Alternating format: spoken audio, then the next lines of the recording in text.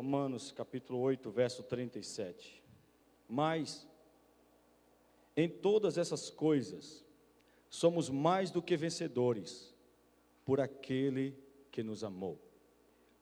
O tema desse capítulo de Romanos, irmãos, é sobre a nova vida em Cristo, como um cristão deve viver e quais são as bênçãos que são derramadas sobre a vida desse cristão.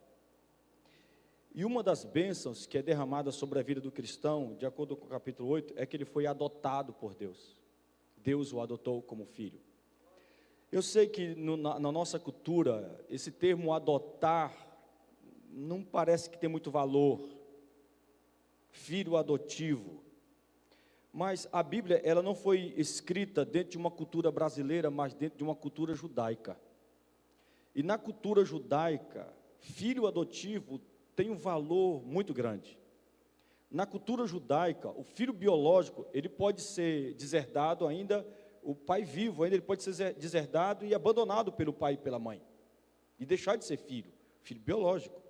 Mas um filho adotado nunca. Nunca.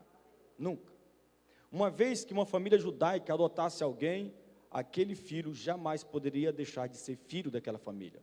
É filho para sempre. E é por isso que eu gosto tanto de quando a Bíblia fala sobre a nossa adoção. Fomos adotados por Deus. A Bíblia diz também aqui no livro de Romanos capítulo 8, que nós agora que estamos em Cristo, irmãos, nós estamos seguros. E somos vitoriosos. E aqui nesse capítulo vai falar sobre qual é a nossa vitória, o que é vitória do verdadeiro crente. Eu sei que para muita gente aí fora, vitória é ter um bom carro, uma boa empresa, um bom emprego. Tem gente que celebra muito mais uma vitória financeira do que aquilo que a Bíblia realmente nos orienta a festejar, que é o perdão dos nossos pecados. A Bíblia deixa bem claro para nós que Jesus Cristo na cruz, ali naquele momento que ele foi crucificado, e também com a sua ressurreição, ele estava garantindo para nós ali algumas vitórias. E eu quero falar para vocês sobre alguma dessas vitórias. Aqui no versículo 37, Paulo já dá um sinal para nós sobre essa vitória. Ele diz: mas em todas essas coisas, somos mais do que vencedores por aquele que nos amou. Aquele que está em Cristo, aquele que ama Jesus, é vencedor. Já é um vencedor. Mas será que isso é suficiente para você ou você precisa de algo mais? O que você precisa para andar de cabeça erguida? Fala para mim. O que você precisa? O que você precisa para você bater no peito e dizer: eu sou um homem, uma mulher vitoriosa? Totalmente vitorioso. Do que você precisa? A Bíblia diz que nós só precisamos de uma única coisa: Jesus Cristo. Nós só precisamos de Jesus para sermos vitoriosos. É somente isso que nós precisamos. Eu sei que tem muita gente que diz que é crente, mas ainda não entendeu o que é o cristianismo de verdade. Cristianismo não se fundamenta em coisas. Cristianismo se fundamenta em uma pessoa. Uma pessoa. Jesus Cristo, aleluia. Nós vivemos a nossa espiritualidade, irmãos, aqui nessa terra, não para ter coisas, mas para buscar mais ainda e cada vez mais intenso a presença de uma pessoa, Jesus Cristo. Se nós tivermos, irmão, Jesus Cristo de forma plena dentro de nós, então nada, nem ninguém, nenhuma circunstância, irmãos, fará de nós pessoas derrotadas. Eu conheço gente que tem empresa, que tem carro, que tem tudo, na verdade. Tudo que esse mundo pode oferecer, mas eles são derrotados, eles são fracassados, totalmente fracassados. Mas eu conheço gente que, sabe, não tem uma casa para morar. Eu conheço gente, irmãos, que passam muitas necessidades financeiras, mas eles são vencedores. São vencedores. Por que eles são vencedores? Porque apesar de não terem tudo que esse mundo tem, eles têm Jesus Cristo. E Jesus é suficiente. Você pode ter tudo nessa vida, mas se você não tiver Jesus, você não tem nada. Você é um desgraçado, miserável, pobre, cego e nu. E não é eu que eu falo isso. Não se ofenda com o que eu estou dizendo. É a Bíblia que diz isso. Mas a Bíblia diz que aquele que tem Jesus, tem tudo. Absolutamente tudo. Aquele que tem Jesus não precisa se queixar de mais nada, porque tem Jesus. E Jesus é suficiente. Onde está a nossa vitória? Quais são as vitórias que Cristo conquistou para nós na cruz? A Bíblia ela vai dizer, irmãos, que a humanidade, toda a humanidade estava sob o poder do pecado. Todos nós. O pecado nos dominava, nos escravizava. A lei de Deus demanda a nossa condenação. Romanos 3:23 fala sobre isso. O salário do pecado é a morte. Eu sei que talvez você leve uma vida espiritual tão fraca, tão pobre, que quando você ouve mais uma vez a mensagem do Evangelho, você até desanima. E eu fico preocupado com aqueles que desanimam com a mensagem do Evangelho. Porque Paulo, ele passou por isso na igreja aos Coríntios. A igreja aos Coríntios chegou um momento e perguntou para Paulo: Paulo, você não vai pregar outra coisa? Eles estavam querendo ouvir outra coisa. Talvez pregações temáticas que os falsos profetas estavam trazendo para aquela igreja. Mas Paulo não era um falso pregador. Paulo não era um falso apóstolo. E por isso a resposta de Paulo foi óbvia. Ele disse: eu só prego Cristo e esse crucificado. Porque Jesus é suficiente para vocês. Vocês não precisam de outra coisa. Vocês só precisam de Jesus. Jesus, ele é suficiente. Então Paulo, ele diz em Romanos 3:23, que o salário do pecado é a morte. E para que nós possamos compreender, irmãos, muito bem, sobre o tema de hoje, que é o que é a nossa vitória, nós precisamos entender o nosso estado diante de Deus. Porque se você não compreender o seu estado diante de Deus, você nunca saberá o que realmente é vitória na vida humana. Você vai ser enganado por falsas vitórias, por falsas conquistas. Deus não quer que você seja iludido por este mundo, mas Deus quer trazer a realidade da vida para você e mostrar para você o que realmente é vitória na vida humana. E nós precisamos entender a nossa condição diante de Deus. O salário do pecado é a morte, aquele que pecar deve morrer. Então a raça humana, ela tinha uma dívida impagável para com Deus. Você pode anotar e ler isso em casa. Isso está em Colossenses capítulo 2, no versículo 14. Acho que na próxima quinta-feira você vai ouvir sobre isso. Então a raça humana tinha uma dívida que ela não poderia pagar, não tinha como pagar essa dívida. Era uma dívida impagável para com o próprio Criador, para com o próprio Deus. Mas alguém veio, irmãos, e pagou essa dívida no nosso lugar. E essa é a boa notícia do Evangelho. Aleluia. Imagine você que talvez está endividado. Alguém chega para você e diga: olha, aquela dívida sua, lá naquela loja, eu paguei. Você não deve mais nada. Está paga a dívida. Com certeza você iria celebrar. Agora imagine alguém dizer para você que você tinha e tem uma dívida impagável com Deus, mas Jesus Cristo é aquele que veio e pagou essa dívida. Nós deveríamos celebrar isso. Deveríamos celebrar o Senhor. Como Cristo pagou essa dívida? A Bíblia deixa bem claro que Ele pagou essa dívida através do seu sangue. Está lá em Hebreus capítulo 9, verso 22. Sem derramamento de sangue não há purificação de pecados. É isso que está escrito em Hebreus capítulo 9, versículo 22. Foi necessário Cristo derramar todo o sangue dele para pagar a nossa dívida. E então, em Colossenses no capítulo 1, no versículo 13, vocês vão ouvir isso na terça-feira agora, que Cristo é aquele que veio para nos libertar do império das trevas. Esse mundo, irmãos, tem um imperador que governa todo o sistema mundano.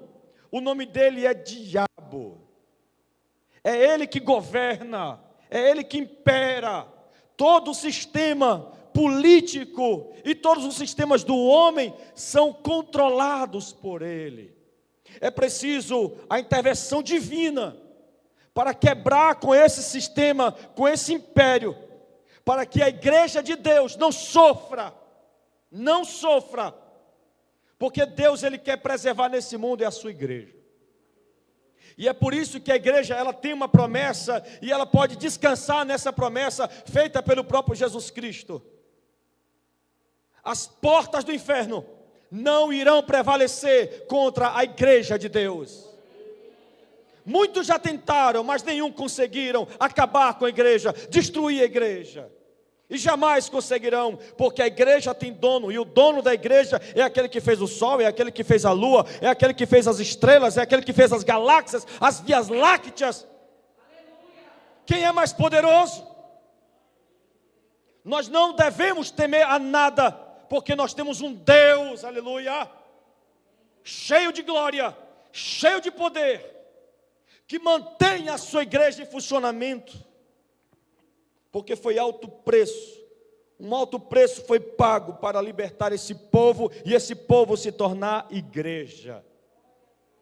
E no livro de Colossenses, no capítulo 1, versículo 13, nos diz que Cristo nos libertou do império das trevas. E em Efésios capítulo 2, do versículo 1 ao 3, diz que Cristo nos restaurou, nos ressuscitou, nos regenerou. Ele não nos adaptou, mas nos regenerou, nos fez outra vez. É por isso que Jesus Cristo vem e diz para Nicodemos que era necessário nascer de novo. E eu pergunto a vocês aqui nessa noite: quem de vocês realmente nasceu de novo? Se tornou uma outra pessoa? Porque cristianismo, repito, não é uma adaptação. Cristianismo é algo muito radical. Pega o pecador e transforma ele em uma outra pessoa. E isso é notório, isso é visível. Essa transformação, ela é visível. Os familiares são os primeiros a dizer: você mudou. O seu marido fala isso de você? Sua esposa fala isso de você? Você diz que é crente, mas o seu marido lhe vê como uma mulher de Deus. A sua esposa lhe vê como um homem de Deus, uma pessoa que realmente nasceu de novo, se tornou uma outra pessoa, uma pessoa melhor, uma pessoa cheia de Deus, cheia do Espírito Santo do Senhor. É isso que Cristo veio fazer. Ele veio para nos restaurar, para nos regenerar, porque todos nós estávamos mortos em nossos delitos e pecados. Mas Deus, com a sua graça, com a sua misericórdia, nos deu vida, juntamente com Cristo, pela graça somos salvos. Louvado seja. Aleluia. Eu tenho que me certificar que eu nasci de novo. Eu tenho que me certificar que eu me tornei uma outra pessoa. Que eu entrei no cristianismo e o cristianismo entrou dentro de mim. Que eu entrei na igreja e a igreja entrou dentro de mim. Que eu vim para o evangelho faz parte da minha vida, e ele domina todo o meu ser, meus comportamentos, meus pensamentos, os meus hábitos, as minhas atitudes, a minha vida. Eu tenho que me certificar que Cristo verdadeiramente reina na minha vida. Todo cristão deve fazer essa análise para comprovar que realmente foi liberto e foi totalmente regenerado, e possa então compreender qual é a vitória nossa, para que a falta de dinheiro, de grana, falta de emprego, falta de saúde, não venha nos derrubar, porque a Bíblia diz que nós somos bem-aventurados. É por causa de circunstâncias, é por causa de coisas materiais? Não, a Bíblia diz que nós somos bem-aventurados, porque nós somos perdoados, porque nós somos libertos, porque o nosso nome está escrito no livro da vida. Aleluia!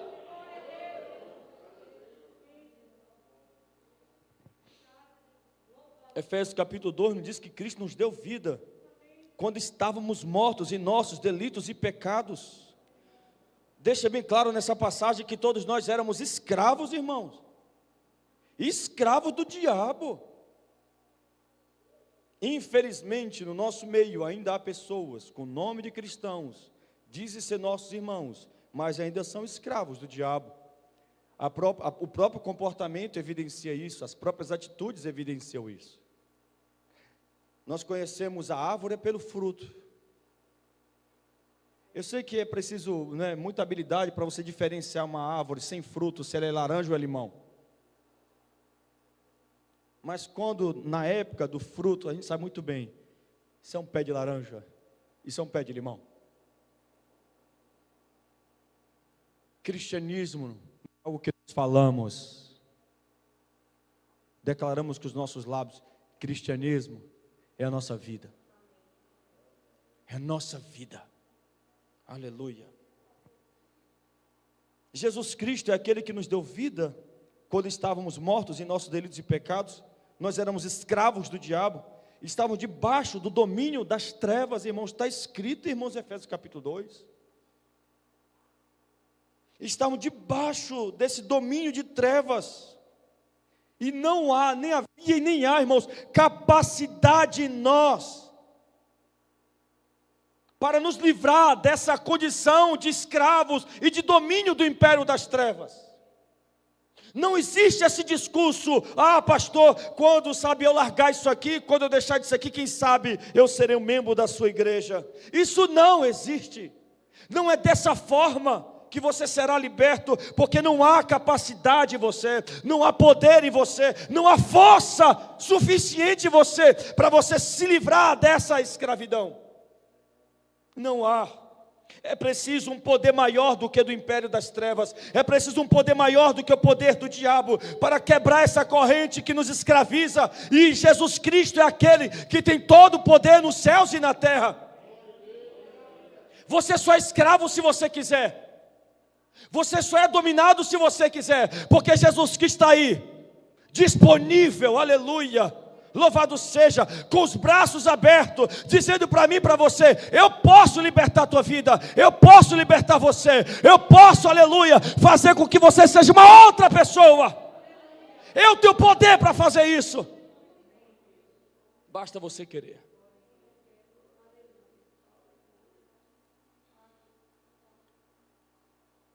Então não havia capacidade, nós jamais poderíamos ser livres do império das trevas, mas por meio de Jesus Cristo, fomos libertos dessa tirania, desse domínio. O livro do profeta Isaías fala sobre isso, no capítulo 49, no versículo 24 e o 25, nos diz que ali há uma promessa de que Deus nos libertaria do cativo de um tirano, do cativo do valente. Então, havia um tirano, havia um valente que nos dominava, que nos mantinha escravos. Então, o profeta messiânico Isaías, aqui no capítulo 49, ele vem e faz essa promessa de que Deus nos libertaria do cativo e do valente. Quando nós paramos para entender à luz do Novo Testamento, quem é esse valente, quem é esse tirano, nós vamos entender à luz do Novo Testamento que o tirano e o valente é Satanás, é o pecado, é a morte. Estes são os tiranos e os valentes que dominam a raça humana, que escraviza a raça humana, que amedronta a raça humana. Satanás, o pecado e a morte. Não é à toa que a maioria tem medo da morte. Então a Bíblia vai dizer que Deus iria nos libertar desse valente e desse tirano que nos escravizava através do pecado e através da morte. Deus então revela para nós em Hebreus capítulo 2, versículo 14 e 15, que Cristo, ele veio para derrotar com o diabo, com o poder de Satanás, De que jeito Jesus Cristo nos liberta do diabo, desse valente, desse tirano? Como Cristo nos libertou? E Hebreus capítulo 2, o 14 e o 15 vai dizer que foi através da sua morte na cruz. Ana Paula Valadão está errada. Quando Jesus Cristo foi crucificado, o inferno não fez festa. O inferno não celebrou a morte de Jesus, não, porque a morte de Jesus, irmãos, não é derrota, a morte de Jesus é vitória. O capeta sabia disso, os demônios sabiam disso. Quando Jesus Cristo foi para a cruz, todos eles, todos os demônios ficaram com medo, porque na morte, Jesus pagaria o preço para nossa libertação, para nossa salvação. Cruz é vitória. É vitória, meus irmãos. É por isso que o símbolo do cristianismo, estão querendo mudar isso aí, não é a estrela de Davi. Que estrela de Davi? Coisa nenhuma. O símbolo do cristianismo não é o peixe. O símbolo do cristianismo é a cruz. Mandei até fazer uma cruz para te botar aqui fora. Tem que ter uma cruz aí. Este é o nosso símbolo. A cruz vazia. Aleluia. Porque foi lá na cruz que Cristo pagou pelos nossos pecados. Foi lá na cruz que Cristo venceu o pecado. Foi lá na cruz que Cristo venceu a morte. Foi lá na cruz que Cristo venceu o diabo.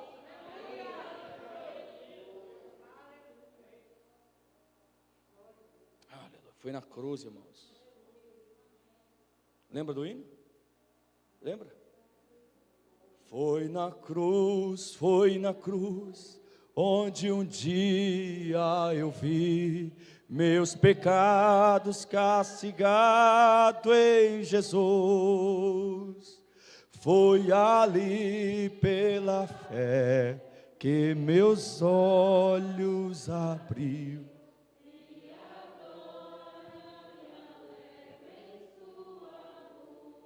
Glória a Deus.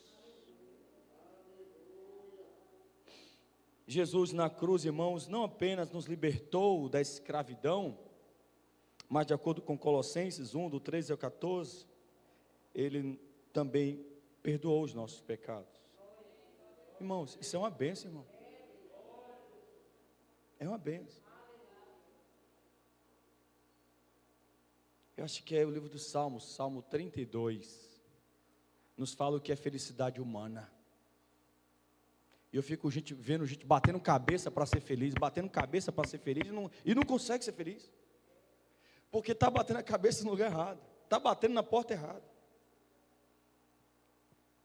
Felicidade, de acordo com a Bíblia, e a Bíblia, irmãos, é a verdade absoluta desse planeta. Porque é a revelação de Deus para nós, é Deus se revelando para nós. Felicidade, irmãos, é ter o perdão dos pecados. É ter a consciência de que está perdoado. Antes de eu me converter, isso me atormentava. Eu via os meus primos falar, sabe, do livro do Apocalipse, da destruição, da consumação de tudo, e aquilo me assustava. Eu tinha medo da morte. E eu ficava um pouco preocupado: o que será da minha alma? O que será da minha existência? O que será da minha vida depois que eu morrer? Será que eu vou para o inferno? E aquilo me atormentava muito, porque eu sabia que eu era o pecador. E não há nada que eu poderia fazer para me libertar dos meus pecados, porque eu não tenho força nem poder para isso. O pecado me dominava. Havia esse tirano, esse valente sobre mim, que me atormentava dia após dia. E eu tinha medo da morte, porque eu sabia que lugar de pecadores é no inferno. Mas Salmo 32 vai dizer para nós: bem-aventurado aquele cuja iniquidade é perdoada. Imagine agora viver com a consciência limpa, tranquila, aleluia, de que não há mais condenação sobre a minha vida. Pensa sobre isso em nome de Jesus Cristo, irmãos. Em Jesus nós fomos declarados inocentes, perdoados.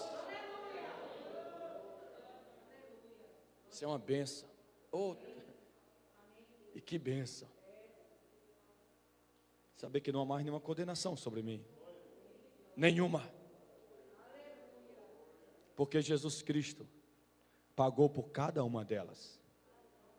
Do passado, do presente e também do futuro.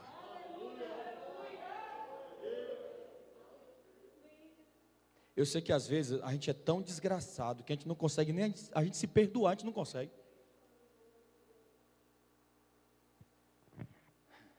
Mas essa é a beleza do Evangelho. A beleza do Evangelho é essa. O Evangelho humilha a raça humana, mas exalta Jesus Cristo, porque toda honra, toda glória, todo louvor deve ser dado somente a Ele. Ninguém, nenhum de nós chegará no céu e vai dizer assim, ó, ufa, eu consegui chegar. Ninguém vai dizer isso lá no céu. Mas nós diremos, aleluia, oh glória, Jesus me trouxe para cá, louvado seja, aleluia, os méritos de Jesus me salvou, a santidade de Jesus me salvou, a obediência de Jesus me salvou, o seu sacrifício me salvou, não o meu. Não foi o meu braço que me trouxe aqui, não foi o meu empenho que me trouxe aqui, mas foi o empenho dele, a dedicação dele, o trabalho dele. Nenhuma glória será dada ao homem, nenhuma. O profeta Jonas recebeu essa revelação do Espírito Santo e ele deixou bem claro: salvação pertence somente a Deus, nunca ao homem. Salvação é obra divina, nunca do homem.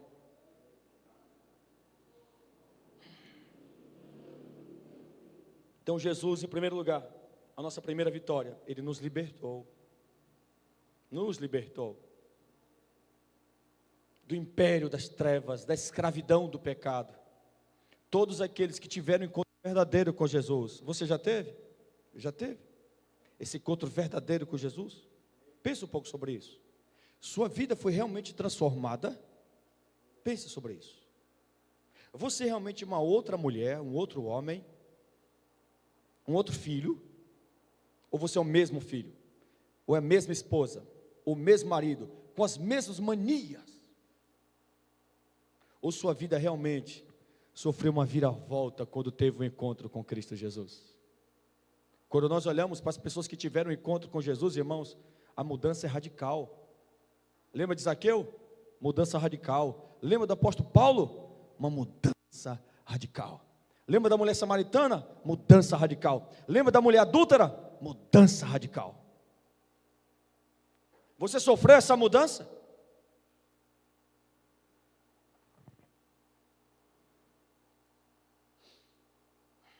Jesus Cristo, Ele como o nosso representante, porque Cristo representa todos nós.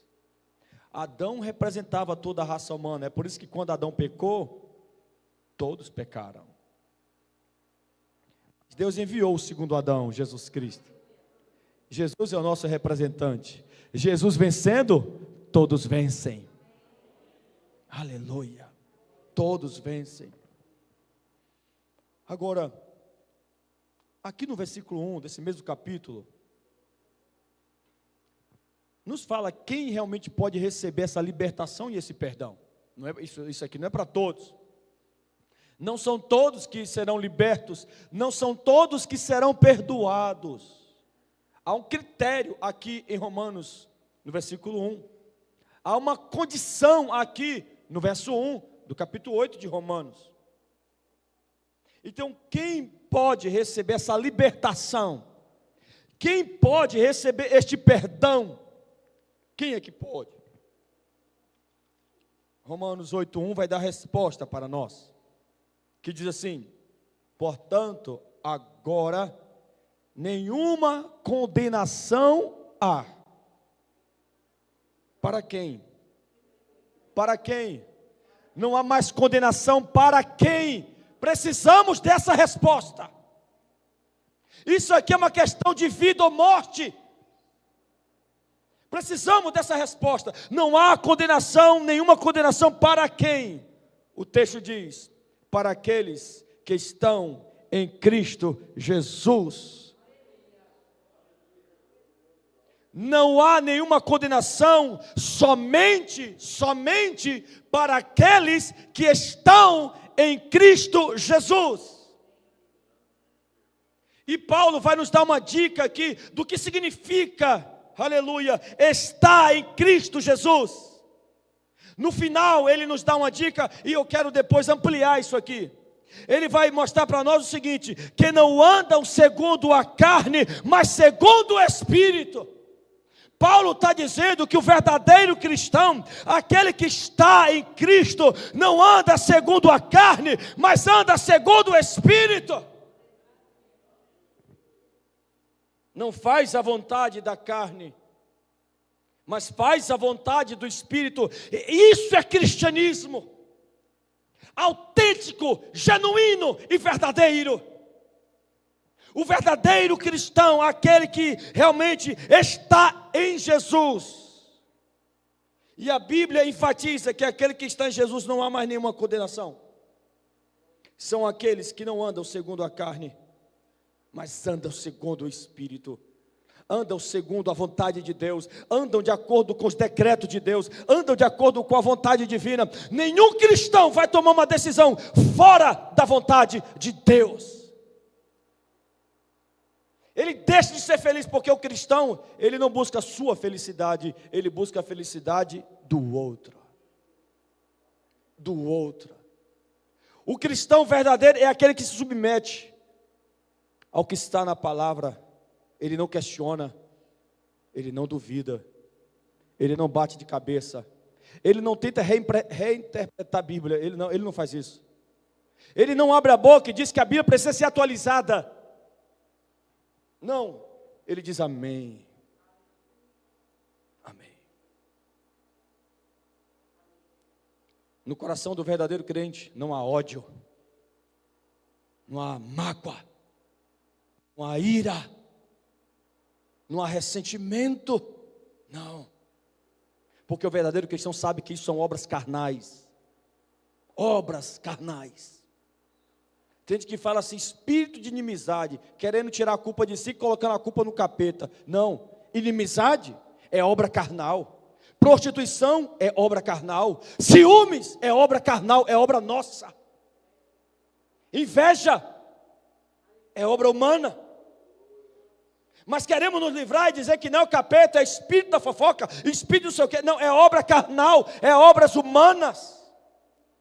E o verdadeiro crente, ele sabe disso, e ele não quer ter nenhuma condenação sobre ele, e é por isso que ele não anda segundo a carne, mas segundo o Espírito. Como eu falei, eu quero ampliar isso aqui. O que significa estar em Cristo Jesus? O que significa estar em Jesus? Primeiro, é estar debaixo do seu governo. Quem está em Cristo Jesus está debaixo do governo de Jesus. É Jesus que manda nele, é Jesus que governa ele, é Jesus que manda na vida dele. Segundo, que está em Cristo Jesus vive para Jesus. Sua vida toda está focada e canalizada somente em Jesus. Quem está em Jesus tem um amor muito grande por Ele. Muito grande por Ele. É um amor terrível. Quem está em Cristo Jesus, Jesus é o seu foco, Jesus é o seu objetivo. Aleluia. Louvado seja. Terceiro, quem está em Cristo Jesus, obedece a Jesus. Obedece. Quarto, quem está em Cristo Jesus se sujeita a Jesus. E quinto, quem está em Cristo Jesus ama Ele.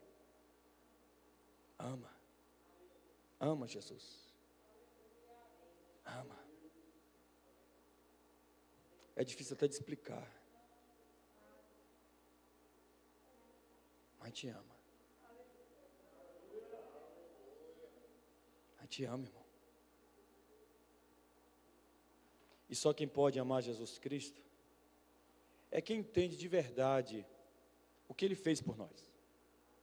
O que Ele teve de fazer para nos salvar.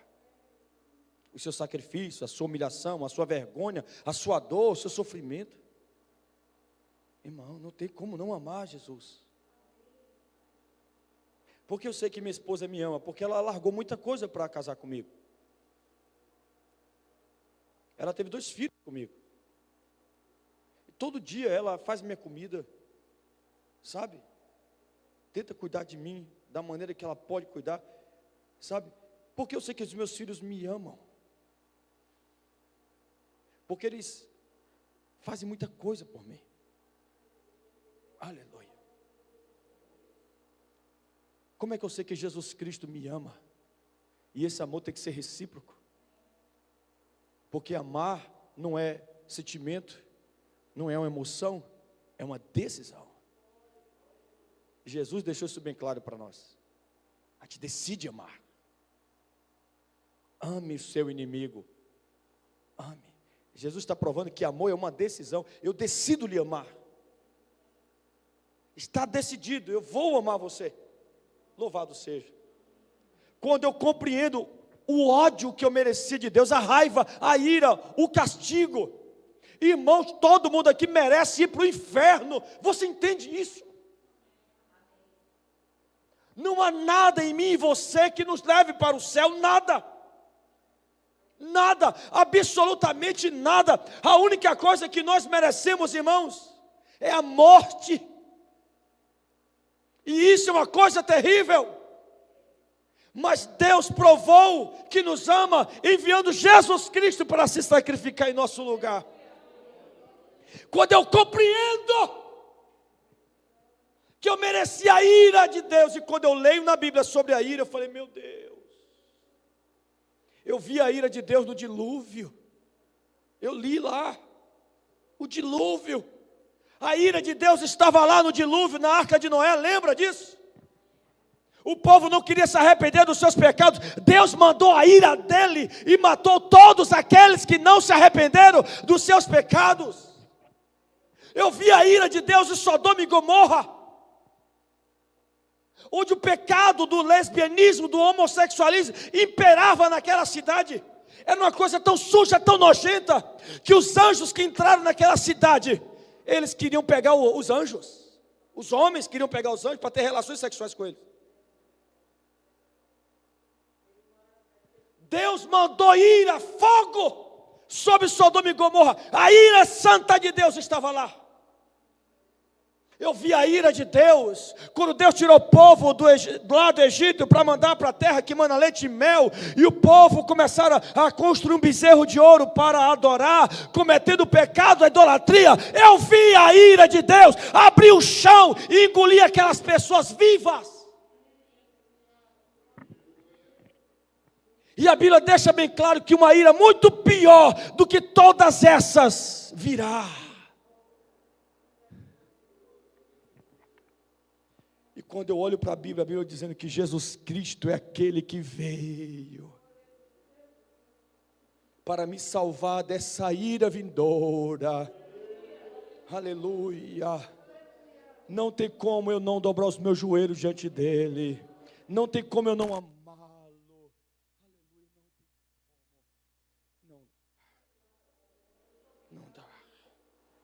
Estar em Jesus significa amar a Jesus. E a Bíblia vai deixar bem claro que para esses que ama, que se sujeita, que obedece, que vive e que estão debaixo do seu governo, para esses e somente para esses, não há mais nenhuma condenação. Não há. Mas somente para esses. Você tem que sair daqui nessa noite fazendo essa autoavaliação. Eu estou debaixo do governo de Jesus, eu vivo para Jesus, eu obedeço a Jesus, obedeço a sua lei, sua palavra, eu me sujeito a Ele, eu amo.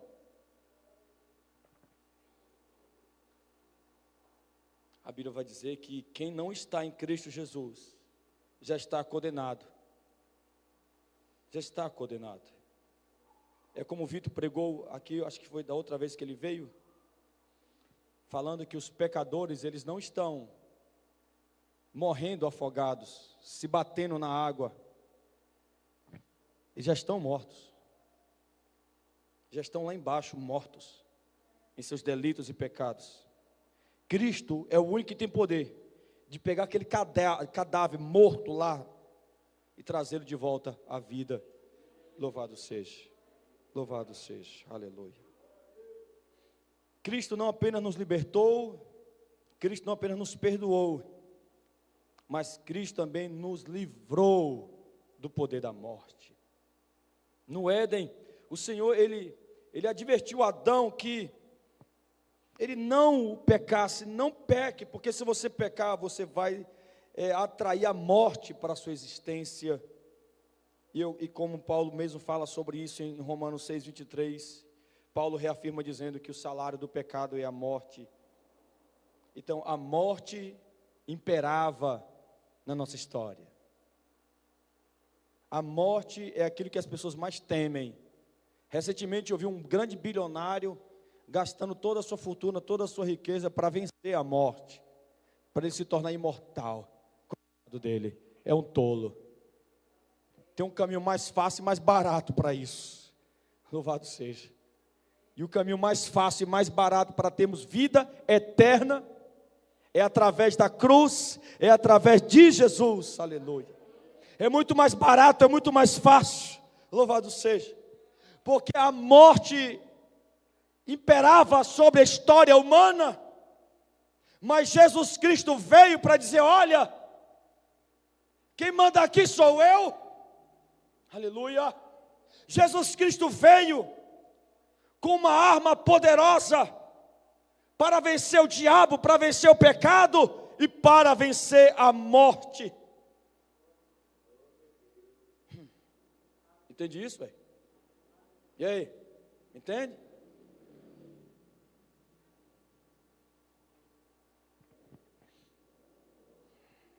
Cristo, Ele conquistou para nós aquilo que a gente mais precisa. O que a gente mais precisa? Eu não quero morrer. Eu quero viver. E você, quer o quê? O que você quer? Eu vi a Andréia, durante 40 dias, se dedicar como uma leoa, para manter esse menino vivo, juntamente com a equipe médica.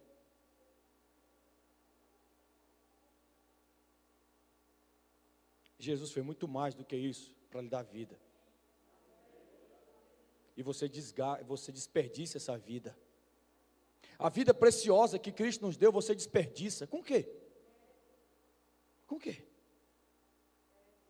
Você acha que a forma que você vive é a melhor? Você acha que Jesus está errado e você está certo?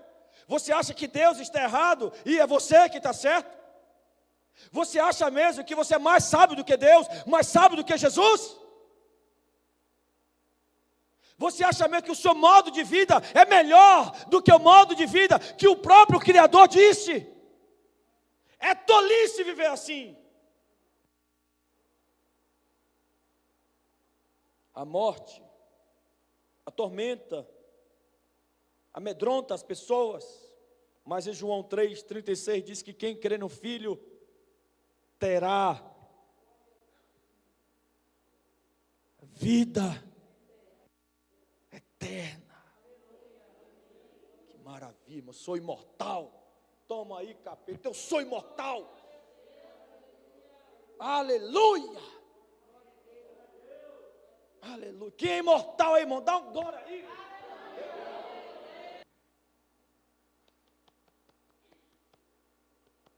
Vida eterna. Não é suficiente para você? Então o cristianismo não serve para você. Porque essa é a promessa do cristianismo.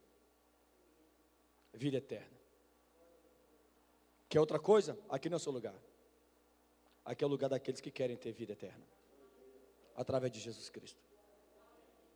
Desculpe te decepcionar. Essa é a verdade do Evangelho. Jesus veio a esse planeta aqui. Se tornou um de nós. Simplesmente para fazer isso. Para nos dar vida eterna. Quem querendo filho, tem vida eterna. João 5,21 diz assim: pois assim como o Pai levanta os mortos e lhes dá vida, assim também o Filho, Jesus, dá vida a quem Ele quer. No versículo 24 diz: em verdade vos digo, que quem ouve a minha palavra e crê naquele que me enviou, tem a vida eterna, e não entra em juízo, mas passou da morte para a vida. Olha só, passou da morte para a vida. Como? Através da fé em Jesus, através da cruz, através de Jesus. Essa arma poderosa de Satanás, a morte, Jesus despedaçou com ela na cruz. Na cruz. Jesus acabou com ela na cruz. Oh, glória!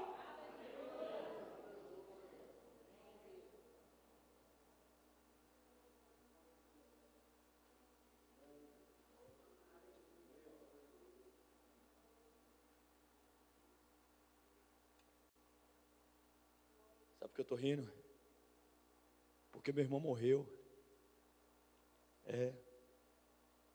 O Wendem, meu irmão mais velho que eu, morreu. O cara era magnífico, ele. Uma vez jogando bola, o cara quebrou meu dente. Caí no chão quase desmaiado, mas eu lembro que na hora que eu caí, que eu estava caído no chão assim já, meio desmaiado, eu vi meu irmão assim, com um golpe de karatê, com uma voadora de 3 metros de altura assim, ó.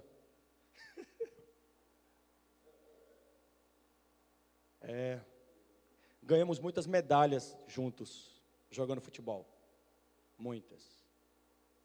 Deus o levou.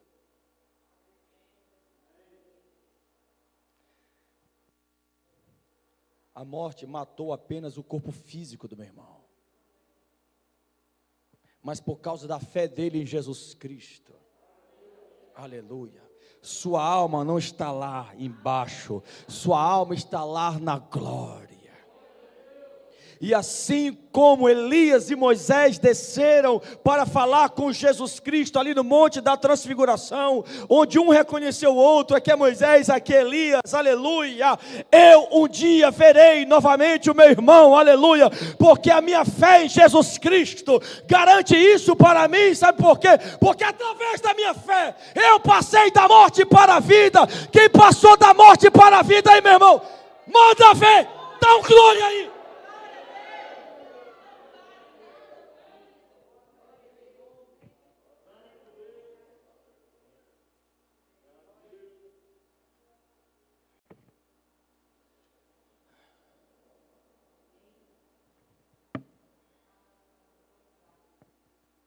A arma mais poderosa do capeta, ela foi despedaçada por Jesus com 2 golpes.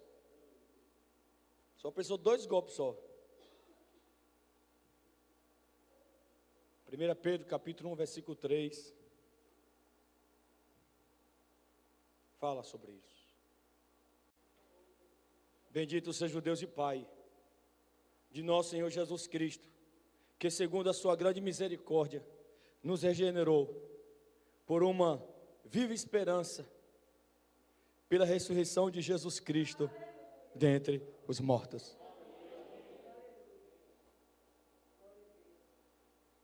Dois golpes, só 2 golpes: morte e ressurreição. Morte e ressurreição. Louvado seja. Jesus golpeou esse tirano e esse valente ali, quando ele morreu, e 3 dias depois, quando ele ressuscitou. E Satanás perdeu toda a sua autoridade. Satanás perdeu toda a autoridade que nos mantinha em cativeiro, que nos mantinha ali debaixo do governo do império das trevas. Ele perdeu essa autoridade, porque Jesus Cristo, aleluia, é aquele que veio para nos regenerar mediante a sua grande misericórdia, para nos dar uma viva esperança, uma esperança viva. através da ressurreição. Cristo morreu e ressuscitou para dizer: olha, aquilo que amedrontava vocês, que deixava vocês com medo, morte, eu venci ela. Se eu venci, vocês vão vencer também. Eu não preciso de mais nada. Isso aqui é suficiente para mim. Qual é a nossa vitória, irmãos? Tem gente que celebra mais uma cura do que perdão de pecados. Tem gente que celebra muito quando seus problemas são resolvidos.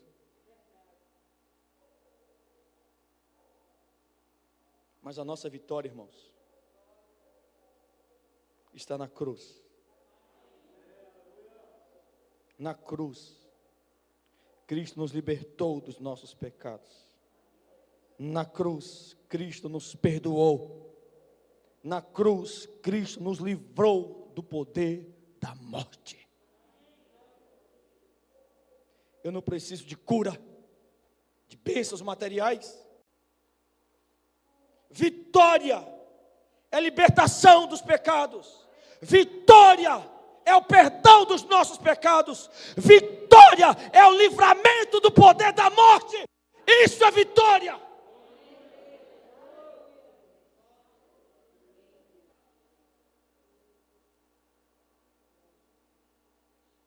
Esse é o meu desejo, Senhor, te amar com meu coração, te adorar. Tudo que há em mim te dá louvor. Só a ti adoro, meu Senhor.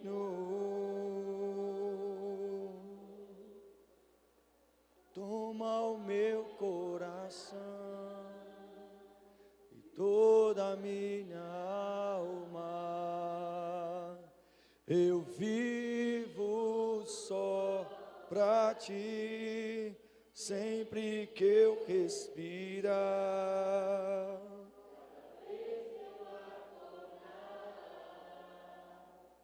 Faz o teu